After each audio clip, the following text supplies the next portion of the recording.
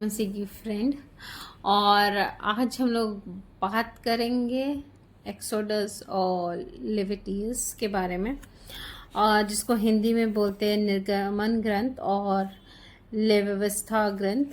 ये दोनों के बारे में बात करेंगे और इसको हम लोग डिटेल स्टडी करेंगे। और निर्गमन ग्रंथ में एक्सोडस में हम लोग चैप्टर 14 देखेंगे और लेविटियस में चैप्टर 19 देखेंगे। सबसे पहले एक्सोडस हम बैक टू बैक में बताते जाऊंगी दोनों में क्या है। पहले एक्सोडस है। पहले एक्सोडस निर्गमन ग्रंथ में जो उसके ऑथर है वो बेसिकली मोजेस है, क्योंकि जो God's under the God's inspiration was written, और ये अराउंड 1446 टू 1416 बीसी में लिखा गया था, ड्यूरिंग इज़राइल जब वाइल्डनेस में थे जर्नी पर, उस समय लिखा गया था। इसका मेन थीम था God redemption of his people from slavery of Egypt, his covenant and his presence among them.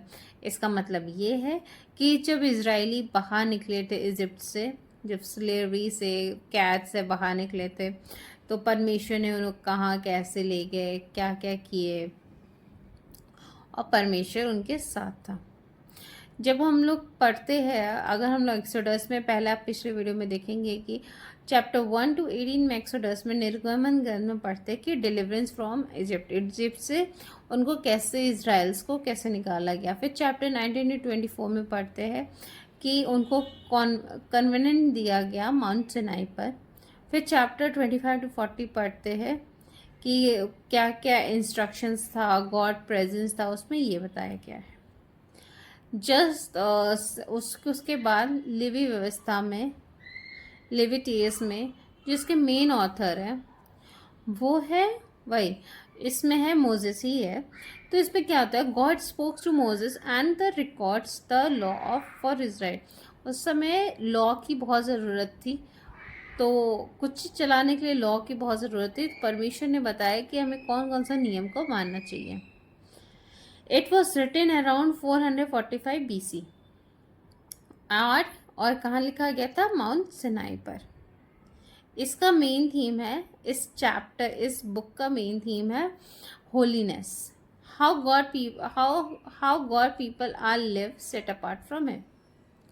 और उसके बाद चैप्टर 1 to 7 में हम लोग देखते हैं कि कैसे सेक्रीफाइस करना है, उसका सिस्टम क्या था। चैप्टर 8 से 10 है, 11 से 15 है।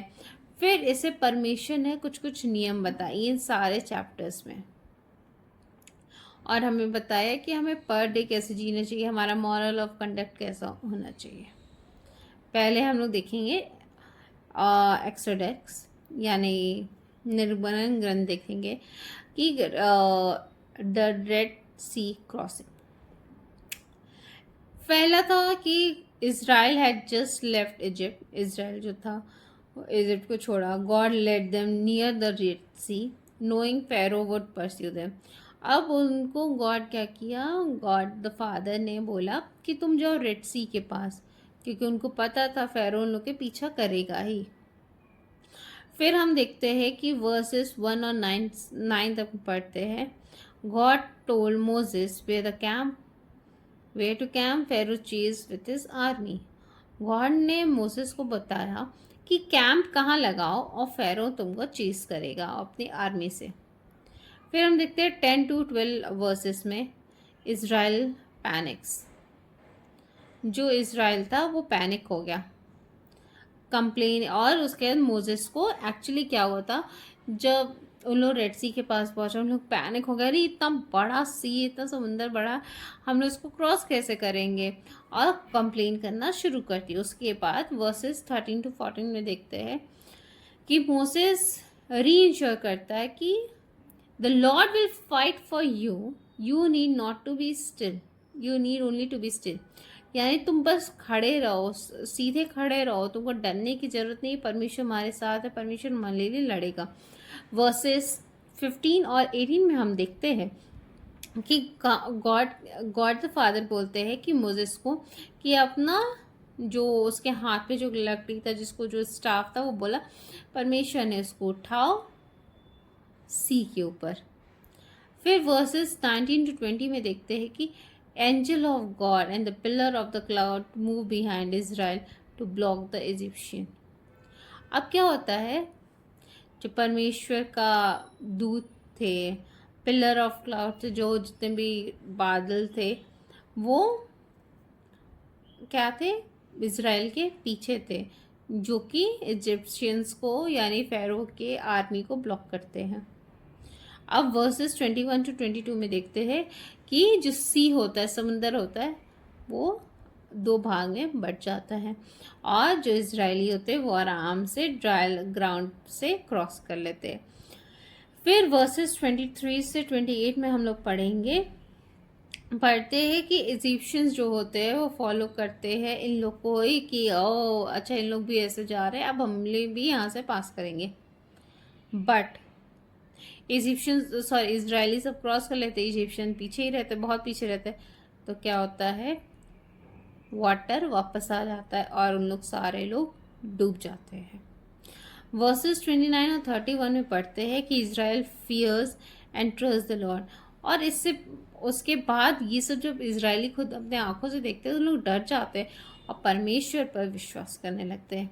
इससे हमें क्या शिक्षा मिलती है, इससे हमें ये शिक्षा मिलती है कि God power deliver his people even when escape seem impossible. जो गॉड का पावर है, जो हमें इवन गॉड पावर्स हमें क्या करता है, डिलीवर करता है, अपने लोगों को छुड़ाता है जब हम देखते हैं कि ये चीज़ इम्पॉसिबल है। सो सेम थिंग लिव्यवस्था में देखते हैं, लिविटियस में देखते हैं, चैप्टर 19 में कॉल फॉर होलीनेस। इजरायली अब क्या है, इजरायली अब माउंट सिनाई पर है जहाँ पर उनको रिसीव होती है law, how to live like a God people. पहला वर्सेस 1 to 4 में देखते हैं, be holy, respect your parents, keep Sabbath day, avoid idols. परमेश्वर बोलता है कि उनके दिन को पवित्र रखो। पेरेंट्स को जो हमें 10 आज्ञाएं मिली है, परमेश्वर उन्हें बताता है कि हमें क्या करना चाहिए, कैसे करना चाहिए। वही वर्स हम लोग 5 और 8 में देखते हैं कि हमें सेक्रीफाइसेस कैसे करनी चाहिए। उस समय एनिमल्स के सेक्रीफाइसेस होते थे ओल्ड टेस्टमेंट में, तो परमेश्वर वो बताता है कि वो सेक्रीफाइसेस कैसे होते हैं। अब नहीं होते हैं क्योंकि हम लोग न्यू टेस्टमेंट में जब जीसस ने खुद को सेक्रीफाइस किया, उसके बाद से यहाँ पर सेक्रीफाइस नहीं होते। वर्सेस 9 और 10 में देखते हैं कि leaves some harvest for the poor and foreigners. परमेश्वर बोलता है कि अगर तुम कुछ हार्वेस्ट करो या कुछ बना रहे हो, कुछ कर रहे हो, तो कुछ गरीबों के लिए छोड़ दो, कुछ बाहरी लोग के लिए छोड़ दो जो तुम्हारे से अलग है। और फिर वर्सेस 11 और 18 में देखते हैं, परमेश्वर कहता है बहुत ही ऑनेस्टी के साथ रहो, जस्टिस के साथ रहो, अपने लोगों से प्रेम करो, अवॉइड पेगन कस्टम, विच क्राफ्ट, फॉल्स वर्शिप। परमेश्वर कहता है कि जितना भी गलत और नेगेटिव चीज़ है, जैसे जादू टोना, फॉल्स वर्शिप, ये सब परमेश्वर मना करता है इजराइलीज को। वर्सेस 32 to 37 में पढ़ते हैं, रिस्पेक्ट एल्डर्स, तुम बड़ों की आदर करो, फॉरेनर को अच्छे से ट्रीट करो। फॉरेनर मतलब बाहर के लोग, आसपास के लोग। और परमेश्वर ने जो कमांड दिया है, जो आज्ञाएं दी हैं, जो रूल्स एंड रेगुलेशन दिए, उसको फॉलो करो। इसका मेन की लेसन ये है कि holiness is shown not just in worship but in everyday relationships and action. यानी जो ये होलीनेस है वो हमें सिर्फ वर्शिप में नहीं दिखाना, ये डे टू डे फॉलो करना है। आइए, इतना पहले हम लोग सुन लिए हैं। अब हमें फोकस करना है, अगर हम उस दोनों चैप्टर्स को देखा जाए, दोनों बुक के चैप्टर्स को देखा जाए, तो परमेश्वर हमसे ये कहना चाहता है कि जो मैं तुम्हें आज्ञा देता हूँ तुम उसको पालन करो, जो मैं बोलता हूँ तुम उसके पीछे हो लो। मैं तुम्हारे लिए, तुमको लगेगा कि कभी ज़िंदगी में जब तुम्हारे पास कोई मार्ग नहीं है, बस याद रखो कि मार्ग सत्य जीवन मैं हूँ। जब तुम्हें लगे कि कोई नहीं है तुम्हारे साथ, तुम अकेले हो, तुम बहुत निराश हो, जब लगे कि जैसे वो समुंदर था, जैसे लाल सागर था जो दिख रहा था इजराइलियों को कि अरे इसके बाद तो मैं जा नहीं सकता है, फ़ैरो हमें मार देगा, बट परमेश्वर उसको अलग कर देता है। बट वैसे ही हमें परमेश्वर के पीछे होना है। आइए हम प्रार्थना करते हैं। हे पिता परमेश्वर, तुझे धन्यवाद देते हैं परमेश्वर। हे पिता, जब हम भी देखते हैं अपने जीवन में कि रास्ते नहीं है, अंधेरा छाया हुआ है, अलग से कहीं निकल नहीं सकते परमेश्वर, तू हमें रास्ता दिखाता है, तू हमें मार्ग दिखाता है, तू हमसे प्रेम करता है, तुम्हारे साथ रहता है, तुम्हारे करीब रहता है, तुमसे कहता है कि मत डर, मैं तेरे साथ हूँ, इधर उधर मत ताक, क्योंकि मैं तेरा परमेश्वर हूँ। हे परमेश्वर, जैसे तूने इजरायली को छुड़ाया परमेश्वर चंगुल से, लोग तब भी उसका पीछा करते थे, उसके दुश्मन उनका पीछा करते थे, पर तू उसको इजरायली को सामने ले गया परमेश्वर, समुद्र के सामने, और तूने दिखाया कि मैं इस समुद्र के बीच में से भी तुम्हारे लिए मार्ग निकाल सकता हूँ। हे परमेश्वर, मैं परमेश्वर उसके बाद जब भी ये गलत चीज उसके उन लोग के पीछे थी, उन लोग की जो एनिमी उन लोग के पीछे थी, परमेश्वर तूने उन्हें दिखाया कि मैं इन सारे लोगों के साथ हूँ। हे परमेश्वर, तू हमारे साथ रह जा। जब भी परमेश्वर हमें लगे कि ये चीज बंद है, हमारा रास्ता बंद है, परमेश्वर तू हमें रास्ता दिखा। ये छोटी सी प्रार्थना तेरे नाम से मांगते हैं, आमीन। जय मसीह की फ्रेंड। अब इसका दूसरा पार्ट में हम लोग देखेंगे नेक्स्ट।